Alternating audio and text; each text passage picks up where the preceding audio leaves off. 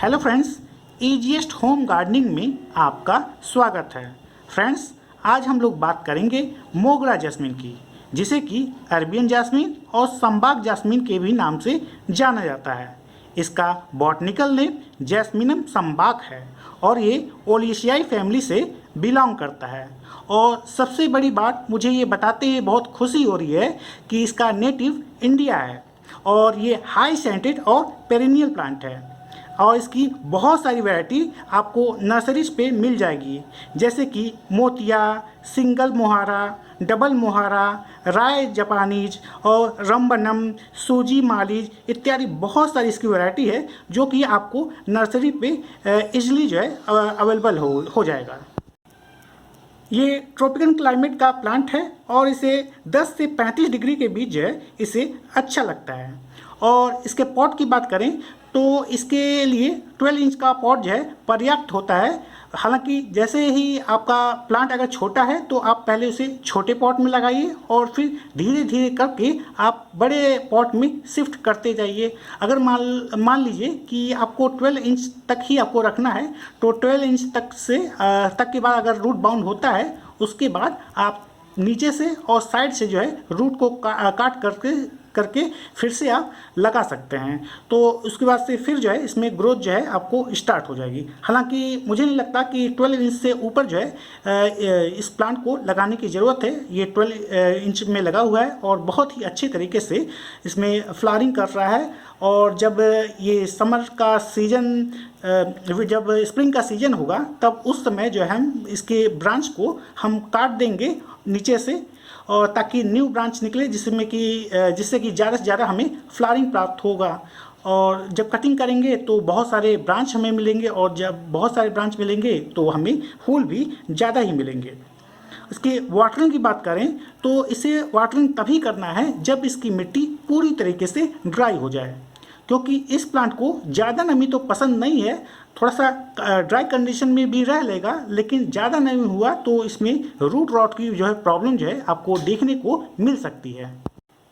और ठंडक में आप इस प्लांट में फ्रिक्वेंट वाटरिंग से बचें, क्योंकि ठंडक में वैसे ही जो है पानी में जो मिट्टी की जो नमी होती है वो जल्दी ख़त्म नहीं होती है। और उसमें आप मिट्टी को बिना सूखे हुए आप फिर से वाटरिंग कर देंगे तो ये इसका रूट हमेशा गीला रहेगा और जिसकी वजह से आपको रूट रॉट के होने की काफ़ी संभावना रहेगी। और इसके सनलाइट की बात कर लें तो इसे 5 से 6 घंटे जो है सनलाइट आप दीजिए तो ये प्लांट जो है बहुत ही अच्छे से ग्रो करेगा। फुल सनलाइट चाहिए, ये बहुत ही अच्छा इस प्लांट को लगता है अगर इसे 5 से 6 घंटे की कम से कम जो है डायरेक्ट सनलाइट दीजिए। बहुत तेज़ एकदम झुलसाने वाली अगर गर्मी है तो थोड़ा सा आप शेड में रख सकते हैं। हालांकि कंप्लीट शेड में आपको इसे नहीं रखना है, इसे डायरेक्ट सनलाइट चाहिए। आप इसे कम से कम जो है 5 से 6 घंटे की डायरेक्ट सनलाइट दीजिए। और यदि आपका मोगरा जो है ब्लूम नहीं कर रहा है तो उसके 2 सबसे बड़े कारण हैं।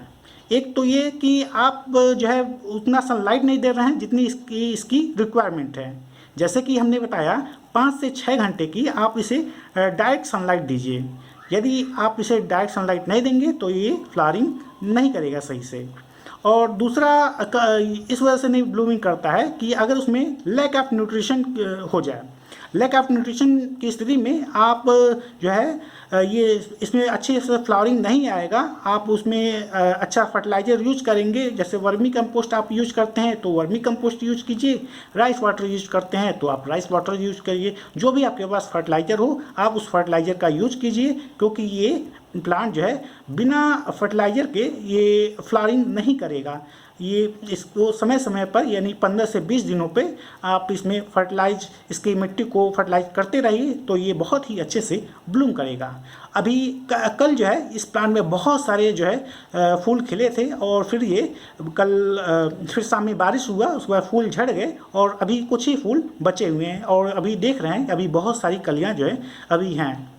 इस प्लांट में ज़्यादातर ये देखेंगे कि एक ही बार जो है ये पूरे जो है प्लांट जो है फूलों से भर जाएगा, फिर कुछ समय के लिए जो है ख़त्म हो जाएगा, फिर एक ही बार जो है फिर पूरा जो प्लांट है पूरा फूलों से भर जाएगा। ठीक यही कंडीशन हम गुलाब में भी देखते हैं। गुलाब भी एक ही बार बहुत ज़्यादा जो है फूल देगा, फिर जाके फिर कम हो जाएगा, फिर एक ही बार जो है बहुत सारा फूल देगा।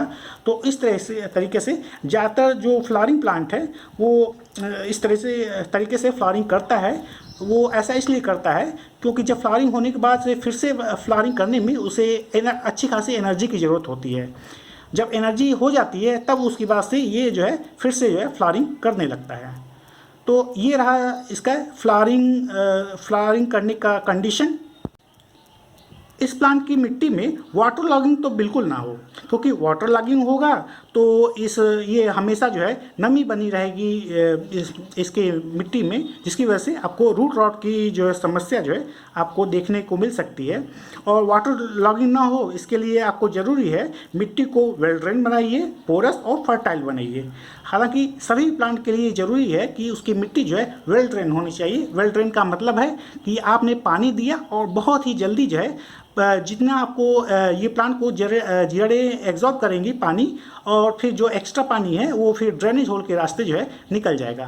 अगर मान लीजिए कि पानी बहुत ज़्यादा देर तक ठहरता है तो फिर उसको रूट को बहुत ज़्यादा देर तक नमी भी मिलने लगेगा। गर्मियों में हालांकि पानी तो जल्दी सूख जाएगा, लेकिन कोई और मौसम हो जैसे कि रेनी सीजन या फिर कोई और, तो मिट्टी में बहुत ज़्यादा नमी हो जाएगी अगर मिट्टी वेल ड्रेन नहीं है। अगर आप चाहते हैं कि हमारा प्लांट कभी ना खराब हो तो आप कोई भी प्लांट हो आप उसकी मिट्टी को वेल ड्रेन बनाइए। तो वेल ड्रेन बनाने के लिए हम क्या करते हैं कि अब सबसे पहले 30% खाद, 30% मतलब मिट्टी लीजिए, 30% 30-30-20-20 के रेशियो में हम हमेशा चलते हैं। मतलब 30% मिट्टी जो भी आपके पास हो, आपके एरिया में जो भी अवेलेबल वो मिट्टी ले लीजिए 30% खाद ले लीजिए। आप घर पे बनाए हों या फिर वर्मी कंपोस्ट ले लीजिए या गोबर की खाद ले लीजिए। लेकिन हाँ, गोबर की खाद ले लेंगे कम से कम जो है 1 साल पुराना होना चाहिए। 1 साल से कम जो है पुराना, 1 साल से ज़्यादा ही पुराना हो, 1 साल से कम नहीं। 2 साल मिल जाए तो और अच्छा है, क्योंकि पूरी तरीके से सड़ा हुआ होना चाहिए गोबर की खाद। और इसके अलावा आप पत्तियों की खाद का भी इस्तेमाल कर सकते हैं। हालांकि कोई भी खाद इस्तेमाल करें उसका 30% होना चाहिए। तो 30% मिट्टी, 30% खाद, 60% ये हो गया। और 20% जो है आप बजरी ले लेंगे। बजरी 2 तरह की होती है, एक जो पथरीला होता है एक जो है जिसमें कि पानी एब्जॉर्ब करता है, जो थोड़ा सा वाइट में दिखेगा, जो ब्राउन कलर का है, आपको वो यूज करना है, जैसे कि मोरंग बालू कहते हैं। उसका 20%, ये पथरीला होता है, ये पानी सोखता नहीं है। तो इस तरीके से 80% हो गया। और 20% जो है कोकोपीट यूज करना है। कोकोपीट जिस भी यूनिट मिलेंगे तो बहुत तेज़ी से दबा कर नहीं भरेंगे, नहीं तो कोकोपीट की मात्रा जो है बहुत ज़्यादा हो जाएगी। आप हल्के हाथ से कोकोपीट को लेंगे और फिर जो है ये पूरा ये पॉटी मिक्स बनाइए। और इसके अलावा आपके पास राइस हस्क है तो राइस हस्क का जो है कोकोपीट के बराबर जो है आप ले लीजिए, उसमें मिलाएंगे तो मिट्टी और भी वेल ड्रेन हो जाएगी। हालांकि ये ऑप्शनल है, आपके पास हो तो मिलाइए, नहीं हो तो भी कोई दिक्कत नहीं है। या फिर इसकी मिट्टी को एक और तरीके से बना सकते हैं कि एक पार्ट मिट्टी लीजिए, एक पार्ट खाद लीजिए और एक पार्ट मोरंग बालू लीजिए। जब भी आप गमले में कोई भी प्लांट लगा रहे हों तो उसमें मोरंग बालू बहुत ही ज़रूरी है, क्योंकि अगर वो बालू नहीं मिलाएंगे तो ये वाटर लॉगिंग होगा। जब वाटर लॉगिंग होगा तो आपका प्लांट खराब हो जाएगा। आप हमेशा बार बार नया नया प्लांट लाएंगे, कुछ समय तक चलेगा, उसके बाद फिर वो डेड हो जाएगा। ऐसा होना चाहिए आप अगर एक बार प्लांट ला दिए वो आजीवन जो है आपका साथ न छोड़े। आपका साथ तब नहीं छोड़ेगा जब आप इसकी पूरी तरीके से केयर करेंगे। कैसी मिट्टी चाहिए, कैसे और कितना सनलाइट चाहिए, कब पानी देना है, कब नहीं देना है, आपको इसकी जानकारी होनी चाहिए। तभी जाके आपके साथ जो है हमेशा जो है प्लांट रहेगा। फ्रेंड्स, बहुत गर्मी और बहुत ठंडी में इसके अगर रूट जो है बहुत इसके रूट को बहुत ज़्यादा गर्मी लग रही है या फिर बहुत ठंडी, तो उस कंडीशन में आप मल्चिंग कर सकते हैं। तो मल्चिंग ये होता है कि आप किसी भी चीज़ का, जैसे कि पेड़ के छाल का या फिर कोई भी टुकड़ा हो, तो छोटे छोटे टुकड़ों का उसका 1-1.5 इंच जो है लेयर बिछा दीजिए, जिसकी वजह से ज़्यादा इसके रूट को ज़्यादा गर्मी नहीं लगेगी। और यदि ठंडक का मौसम है तो इसके रूट को बहुत ही ज़्यादा वो फ्रॉस्ट के कंडीशन का जो है सामना नहीं करना पड़ेगा। तो तो इस वजह से आप मल्चिंग अगर कर सकते हैं तो ठीक है, नहीं करेंगे तो भी जो है ऐसा नहीं है कि प्लांट डेड हो जाएगा। वो प्लांट के लिए मल्चिंग जो है और बेस्ट पड़ेगा, मिट्टी को और भी जो है अच्छा बनाता है ये मल्चिंग। विंटर में इस प्लांट की कुछ केयर भी करनी पड़ती है, जैसे कि अगर आपने विंटर के सीजन में ओवर फर्टिलाइजेशन कर दिया तो इसकी लीफ बर्न हो जाएगी। हालांकि जब विंटर का सीजन होता है तो उसमें प्लांट सो रहा होता है, तो आपको इसमें किसी भी तरीके का कोई भी जो है फर्टिलाइजर नहीं यूज करना पड़ेगा। विंटर के सीजन में आप देखेंगे कि इसके बहुत सारे लीव्स जो है पीले पड़ने लगते हैं, तो ये एक नेचुरल प्रोसेस है वो कि सारे जो है पेरिनियल प्लांट का ऑलमोस्ट जो है वो होता है कि पत्ते पीले पड़ने लगेंगे, प्लांट की हेल्थ आपको अच्छी नहीं दिखेगी। और फिर जैसे ही स्प्रिंग का सीजन आ जाएगा उसके बाद फिर न्यू शूट्स दिखने लगेंगे और नए लीव्स जो है निकलने लगेंगी और प्लांट की हेल्थ जो है फिर से जो है सही होने लगेगी। तो विंटर में आपको इसमें फर्टिलाइज़र बहुत ज़्यादा नहीं करना है, बिल्कुल नॉमिनल यूज करना है, या फिर आप फर्टिलाइज मत ही कीजिए तो जो है ज़्यादा बेहतर रहेगा। इसके प्रोपगेशन की बात करें तो इसको ये जो है स्टेम कटिंग से बहुत ही ईजिली तरीके से लग जाता है। स्टेम कटिंग करने के लिए आप जो है थोड़ा सा मोटा ब्रांच लीजिए, पेंसिल के बराबर जो है मोटाई हो, और उस पर जो है आप नीचे से 45 डिग्री पे ही काटिए और जो नीचे का लीव्स है वो सब हटा दीजिए और उसमें रूटेक्स लगा दीजिए। नहीं है तो आप जो है एलोवेरा जेल लगाएंगे तो भी हो जाएगा, और एलोवेरा जेल और शहद दोनों मिलाकर आप लगाएंगे तो भी जो है ये जो आप लेंगे 6 इंच का कटिंग जो आप लेंगे वो बहुत ही इजीली तरीके से वो लग जाएगा। अगर आप जो है 2-4 लिप्स जो है ऊपर छोड़ देते हैं, बाकी से लिप्स हटा देते हैं, नीचे जो है रूटेक्स लगाकर, रूटेक्स इसलिए लगाया जाता है ताकि जो है जो स्टेम है उसमें किसी भी तरीके का कोई भी फंगस ना लगे। और दूसरा तरीका ये है कि आप एयर लेयरिंग के थ्रू जो है इस प्लांट को तैयार कर सकते हैं। हालांकि एयर लेयरिंग भी एक तरह से मान लिया जाए कि स्टेम कटिंग ही होता है, क्योंकि स्टेम कटिंग जब हम करते हैं तो रूट बाद में डेवलप करते हैं, और एयर लेयरिंग में रूट पहले डेवलप कर देते हैं फिर बाद में उसका कटिंग कर देते हैं। तो एयर लेयरिंग के लिए इसमें क्या करेंगे कि यहाँ पे जैसे कि मान लिया अगर ये तो पतला है, थोड़ा मोटा ब्रांच लेंगे और ये पॉलीथीन बांध देंगे, पॉलीथीन किनारे पॉलीथीन कर देंगे और फिर एक सिरे से बांध लेंगे। बांधने के बाद जो है इसमें मिट्टी भर देंगे, मिट्टी भर के और अच्छे से इसमें मॉइस्चर दे देंगे, फिर जैसे बांध देंगे। बांधने के बाद आप देखेंगे जो है 20 दिन में, इसमें लगभग 25 दिन में आपको इसमें रूट जो है दिखने लग जाएंगी। पन्नी बांधने के लिए आपको जो है ट्रांसपेरेंट पन्नी लीजिए तो और भी बेहतर पड़ेगा, क्योंकि उसमें रूट जब डेवलप हो जाएंगी तो आपको दिखने भी लगेंगी। तो इस तरीके से आप एयर लेयरिंग के थ्रू जो है आप इसका न्यू प्लांट जो है तैयार कर सकते हैं।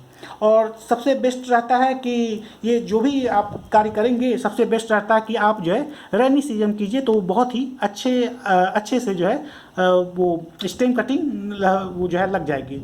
और इसमें आप किसी भी तरह के मेथड यूज करें, चाहे एयर लेयरिंग चाहे कोई भी मेथड। और एक और तरीका है कि जो है इसका रूट डिवीजन के थ्रू, तो रूट डिवीजन में ये प्लांट जो है रूट डिवीजन के थ्रू जो है ये लगाया गया है। ये जहाँ ये प्लांट था तो वहाँ 10 सालों से जो है इस प्लांट में किसी भी तरीके का कोई भी ग्रोथ नहीं हो रही थी, क्योंकि नीचे जो है जड़ों को चूहा काट चुका था, और जब भी ग्रोथ स्टार्ट होता है तो चूहे जो है उसके रूट को जो है काट देते हैं, और कभी भी उसमें फर्टिलाइजेशन भी नहीं किया गया। तो फर्स्ट टाइम जो है हम जब देखें कि इसमें किसी भी तरीके का फ्लावरिंग नहीं कर रहा है, काफ़ी लंबे समय से 10 साल हो जा रहा होगा इसमें किसी भी तरीके का कोई फ्लावरिंग नहीं हुआ, तो सबसे पहले हमने चावल का पानी डायरेक्ट बिना डाइल्यूट किए, क्योंकि न्यूट्रिशन की बहुत ज़्यादा कमी थी, तो हमने चावल का पानी डायरेक्ट बिना कुछ डाइल्यूट किए इसमें मिलाया और देखा कि 15 से 20 दिनों में इसमें फ्लावरिंग होने लगा। हालांकि नीचे से चूहा जो है रूट काट ही रहे थे, लेकिन उसके बावजूद भी जितना था उसमें से जो है फ्लावरिंग होने लगा केवल फर्टिलाइज करने से। तो उस प्लांट में फ्लावरिंग करने लगा और उसके साइड में ही कुछ छोटे छोटे जो है प्लांट तैयार हुए थे। तो शुरुआत में जब 2 इंच का था तो ठीक तरीके से पहचान नहीं में आ रहा था कि हाँ ये मोगरा ही है। हालांकि मैंने उसे निकाला, मुझे लगा हो सकता कहीं खरपतवार ना हो, क्योंकि बहुत छोटा था, पहचान नहीं आ रहा था। जैसे थोड़ा सा और बड़ा हुआ तो फिर पहचान में आ गया कि हाँ ये मोगरा ही है। फिर मैंने उसे लगाया और लगाने के बाद आप देख ही रहे हैं कि इतना अच्छा फ्लावरिंग कर रहा है। तो इस तरीके से आप रूट डिवीजन करके भी साइड में अगर कोई बेबी प्लांट तैयार हो जाता है तो आप उसे सावधानी से निकाल करके आप किसी गमले में लगा दीजिए, जैसे हमने किया है, और फिर आप देखेंगे एक न्यू प्लांट जो है तैयार हो जाएगा। सीड के थ्रू भी ये प्लांट तैयार होते हैं, हालांकि बहुत ही रेयर देखने को मिलता है कि सीड के थ्रू, ज़्यादातर जो है स्टेम कटिंग के थ्रू जो है ये प्लांट बहुत ही ईजिली तरीके से ग्रो हो जाते हैं। प्रूनिंग की बात करें तो प्रूनिंग आपको स्प्रिंग के टाइम में ही करना है। जैसे कि इस प्लांट के जो साइज है 1/3 जो है आप कटिंग कर लेंगे, उसके बाद जब कटिंग करेंगे तो बहुत सारे जो है ब्रांचेज निकलना स्टार्ट हो जाएंगे, और नए नए ब्रांच जब निकलेगा, जितनी ही ज़्यादा ब्रांच निकलेंगी तो उतना ही ज़्यादा आपको फूल भी मिलेंगे। मुझे इस प्लांट में कटिंग करने की ज़रूरत पड़ेगी, लेकिन अभी बहुत अच्छी जो है फ्लावरिंग कर रहा है, तो हम इसका कटिंग नहीं करेंगे। अभी जैसा है वे प्लांट वैसे रहने देंगे, और फिर जब स्प्रिंग का टाइम जब आएगा तभी जाके हम इसमें कटिंग करेंगे, क्योंकि आप देख रहे होंगे ये काफ़ी जो है लंबा हो गया है और नीचे से बहुत ही कम जो है ब्रांच निकला हुआ है। तो हमें ज़्यादा ब्रांच करने के लिए हम जो ऊपर जो लंबाई बढ़ रही है उस लंबाई को बढ़ने नहीं देंगे। जब तक कि नीचे से बहुत सारी जो है ब्रांचेज हमें नहीं प्राप्त हो जाती हैं तब तक हम इसे ऊपर बढ़ने नहीं देंगे, और जब अच्छी खासी ब्रांच निकल जाएगी उसके बाद फिर हम ऊपर लंबाई में बढ़ने देंगे।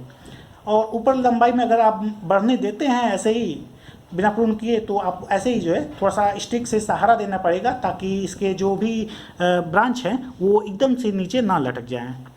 मैंने इसे सहारा दिया है तो अब जो है देखने में अच्छा लग रहा है। तो आपका भी अगर मोगरा जो है बहुत ज़्यादा लंबाई हो गया हो तो आप उसे किसी स्टिक के थ्रू जो है सहारा दे सकते हैं, और जब इसका सीजन आए जैसे स्प्रिंग में आप इसकी कटिंग करके आप इसे छोटा कर लीजिए और फिर ज़्यादा से ज़्यादा उसे बुशी बनाइए। टॉक्सिटी की बात करें तो ये प्लांट जो है 100% जो है सेफ है, बिल्कुल भी टॉक्सिक नहीं है, और जो है ये एक बहुत ही हार्डी प्लांट है, और इसमें कभी वैसे आमतौर पर किसी भी तरीके का कोई पेस्ट अटैक तो होता नहीं है, लेकिन कभी कभार जो ऐसा होता है कि फंगस का अटैक दिख जाता है, उस समय जो है पत्तियां जो है अपनी गिरा लेता है। तो उस कंडीशन में आप कोई भी जो है फंजीसाइड, जैसे साफ का फंजीसाइड हुआ या फिर कोई भी कंपनी का फंजीसाइड लाइए, और उस पर जो इंस्ट्रक्शन दिया हुआ है उसी इंस्ट्रक्शन के थ्रू जो है आप इस पर स्प्रे कीजिए। आप देखेंगे कि जो भी फंगस है वो हट जाएगा और आपके प्लांट की जो है ग्रोथ जो है फिर से स्टार्ट होने लगेगी। और इस पर किसी भी तरीके का तो पेस्ट तो हम देखते नहीं है, लेकिन अगर फिर भी आपको दिख जाए तो वही जो मेरा मेथड है कि नीम ऑयल से स्प्रे, उसी नीम ऑयल से स्प्रे कर दीजिए। उसके लिए आप 1 लीटर में हैंड वॉश कितना जो है लिक्विड सॉप मिला के उसे अच्छी तरह से लाइए, और फिर जो नीम ऑयल है 1 चम्मच से कम लीजिए, यानी 80% लीजिए 1 चम्मच का, उसमें मिला के और अच्छी तरह से मिलाइए। मिलाने के बाद इवनिंग के टाइम में स्प्रे कीजिए, और फिर मॉर्निंग के टाइम में इसकी पत्तियों को स्प्रे की सहायता से धुल दीजिए, ताकि फोटोसिंथेसिस सुचारू रूप से चलने लगे। इसके फूलों की बात करें तो आप तो जानते ही हैं ये प्लांट जो है इतना पॉपुलर इसलिए है कि एक तो ये इसका नेटिव इंडिया है, दूसरा जो सबसे बड़ा है कारण है वो इसकी खुशबू, इसकी बहुत ही अच्छी खुशबू होती है, और इसी खुशबू के नाम से ये हमारे इंडिया में या फिर चाय जहाँ जो है बहुत ज़्यादा ये पॉपुलर है, सिर्फ अपनी खुशबू के कारण। और इसकी खुशबू इतनी अच्छी होती है, बहुत सारे प्रोडक्ट जो है मार्केट में जो है जो भी जनरल मर्चेंट का जो भी सामान है उसमें आप देखेंगे अगर कोई सेंटेड वाला आइटम है तो उसमें आपको मोगरा का महक वाला जो आइटम ज़रूर मिल जाएगा। इसके फूलों का एक और यूज़ कर सकते हैं कि इसका जो लाइफ बहुत कम होता है, तो आप इन फूलों को तोड़ करके एक कटोरी में रख दीजिए, और जहाँ रखेंगे तो उसके फूलों की खुशबू से वो कैमरा पूरा जो है महक उठेगा। और इसका प्लांट का तो कॉस्मेटिक इंडस्ट्री में तो यूज किया ही जाता है, इसके अलावा जो है इसका तो गजरा भी बनाया जाता है। इस तरीके से इसके फूलों का बहुत ही ज़्यादा उपयोग किया जाता है। जैसे कि आप देखेंगे कि इसका एक कूलर में डालने का परफ्यूम भी बनाया जाता है मोगरा की खुशबू में। बहुत सारे जो है आइटम इसमें मिल जाएंगे जो कि इसके फूलों से जो है बनाया जाता है।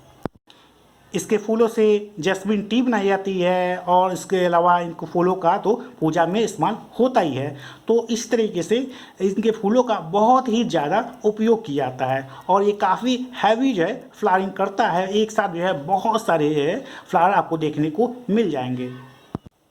फ्रेंड्स, इसके फ्लावर आप तो देख ही रहे हैं कि इसके फ्लावर जो है गुच्छों में आते हैं। ये देखिए एक ही जगह बहुत सारे जो है कली बन गई है और अभी बहुत सारे फूल बने हुए थे। कल शाम में बारिश हो गया जिसकी वजह से बहुत सारे जो है फूल गिर गए, लेकिन फिर भी कुछ फूल अभी भी बचे हुए हैं और कलियाँ भी बची हुई हैं। तो ये कुछ समय में ये खिल जाएंगी। तो इस तरीके से जब ये पूरे ख़त्म हो जाएगा फ्लावर तो फिर थोड़ा सा रेस्ट लेगा और फिर अपनी एनर्जी स्टोर करके फिर एक बार फिर जो है हैवी फ्लावरिंग करेगा।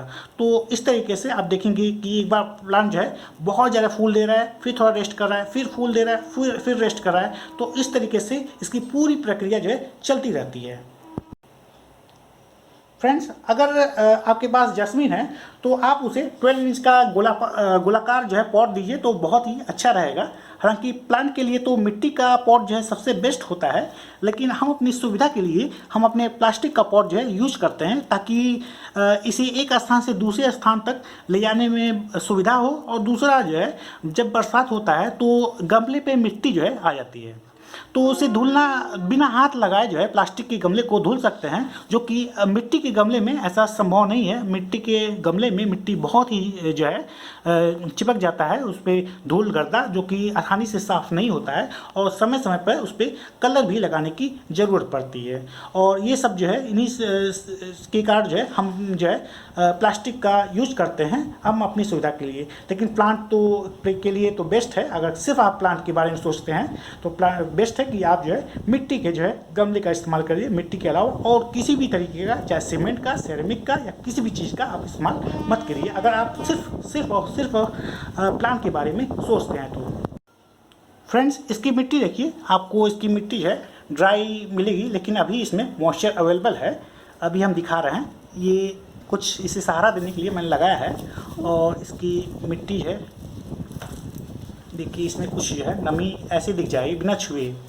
तो वैसे तो हमें हाथ से उंगली से 2 इंच जो है मिट्टी में डालकर चेक करना चाहिए और महसूस करना चाहिए कि इसमें जो है मॉइस्चर है या नहीं है। मॉइस्चर अगर नहीं हो तभी जाके इसमें वाटरिंग करना चाहिए, यानी 2 इंच जब मिट्टी जो है पूरी तरीके से सूख जाए तभी जाके आप वाटरिंग करें तो इसके लिए बेस्ट रहेगा। हालांकि जब भी कोई भी प्लांट जो है आपको गमले में लगाना होता है तो उसमें विशेष केयर की ज़रूरत होती है।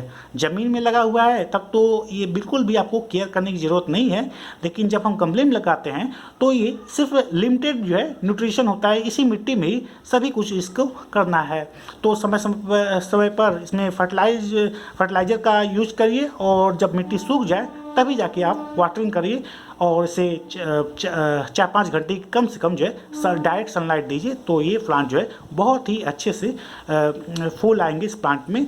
और आप देख ही रहे हैं कि मेरे इस प्लांट में, जो कि मैंने परचेज नहीं किया है नर्सरी से, पहली कोशिश करते हैं कि हमें किसी भी तरीके का हमें कोई भी कटिंग मिल जाए या फिर यह जैसे ये तो रूट्स के थ्रू जो है रूट डिवीजन के थ्रू ये प्लांट हमने तैयार किया है। तो किसी भी तरीके से अगर हमें वो प्लांट मिल जाता है तो हम नर्सरी से नहीं खरीदते हैं, कोशिश करते हैं कि वो उसी तरीके से कटिंग से ही तैयार हो जाए। तो फ्रेंड्स, आप देख ही रहे हैं, तो ये जो है रूट डिवीजन के थ्रू ये प्लांट है और लग ही नहीं रहा है कि ये रूट डिवीजन के थ्रू जो है मैंने ये प्लांट तैयार किया है और ये बिल्कुल भी हमें कोई भी कॉस्ट नहीं देना पड़ा है इस प्लांट के लिए और ये फ्री में तैयार हो गया है।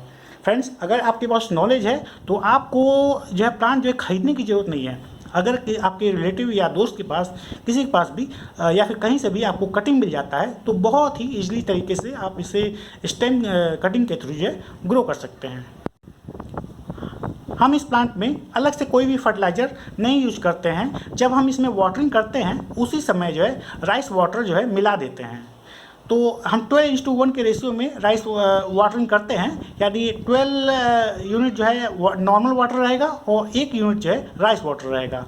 और जब इसी रेशियो में हम उसमें वाटरिंग करते हैं, नॉर्मल वाटरिंग कभी नहीं करते हैं, जब भी इसकी मिट्टी सूखती है तब जाके हम इसी रेशियो में हम जो है इसे वाटरिंग कर देते हैं। तो दोनों काम हो जाता है, हमारा वाटरिंग भी हो जाता है और इसे अलग से किसी भी तरीके का फर्टिलाइज़र ऐड करने की ज़रूरत भी नहीं पड़ती है, तो जिससे हमारा समय भी बचता है।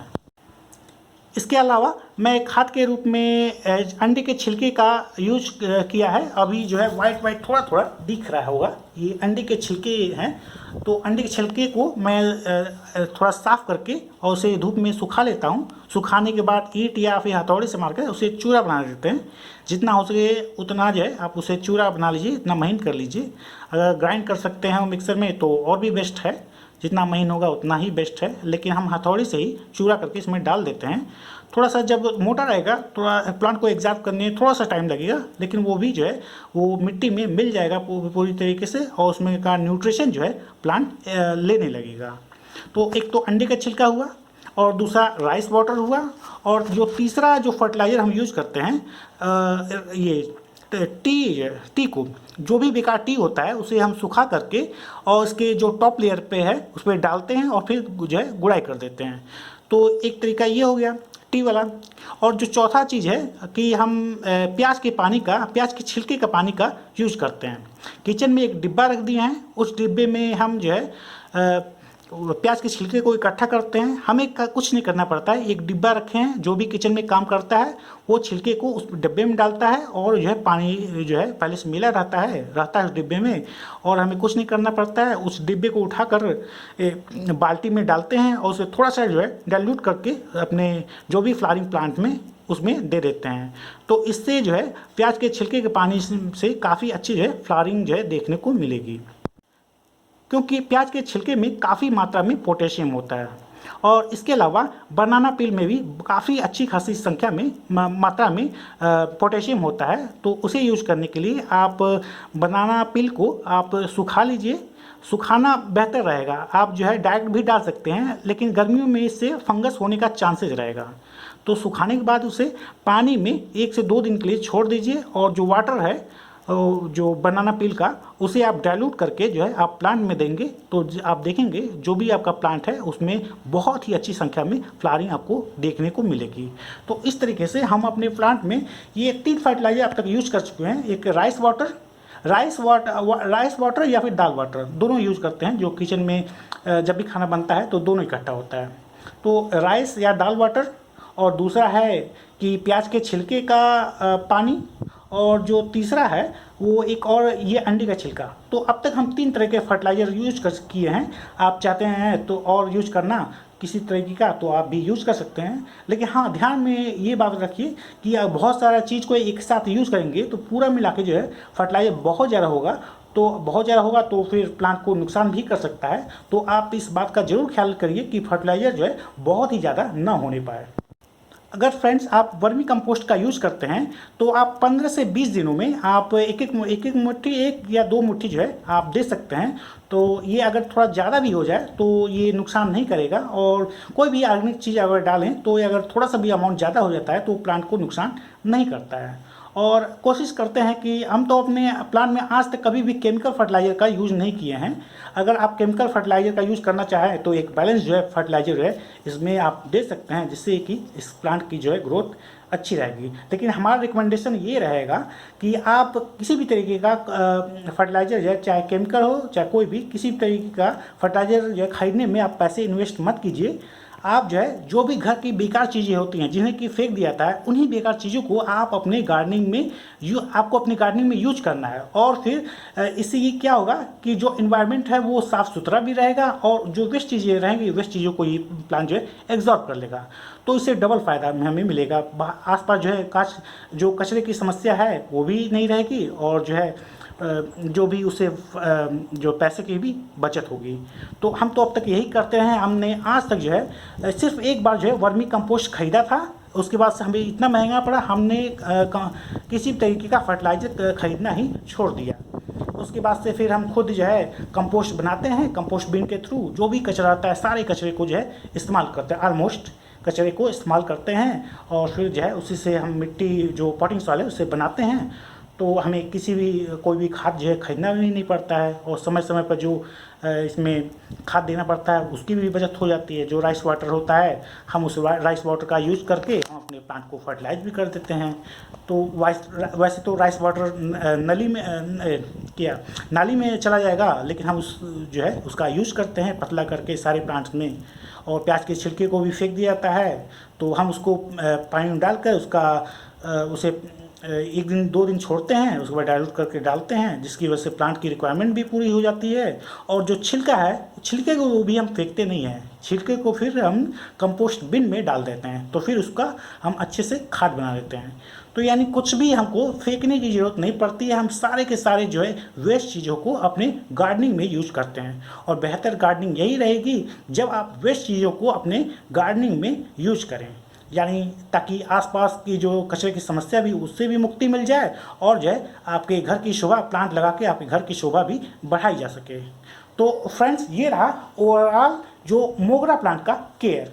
तो आशा करते हैं हमने इस प्लांट से संबंधित एक एक जो है जानकारी प्रोवाइड कर दी है, और जानकारी आपको अच्छी लगी हो तो प्लीज़ मेरे चैनल को लाइक, शेयर और सब्सक्राइब करना ना भूलें। और फ्रेंड्स, एक बात ये कहना चाहेंगे कि बहुत सारे लोग चैनल देखते हैं, जानकारी लेते हैं और फिर जो है बिना सब्सक्राइब किए चले भी जाते हैं। तो ऐसे लोगों से मेरा निवेदन है कि मेरे चैनल को अगर देख रहे हैं तो सब्सक्राइब करना ना भूलें। और फिर फ्रेंड, अगली बार फिर मिलेंगे किसी नए प्लान के साथ, आपको कुछ नई जानकारी देंगे। तब तक के लिए bye bye, take care and happy gardening.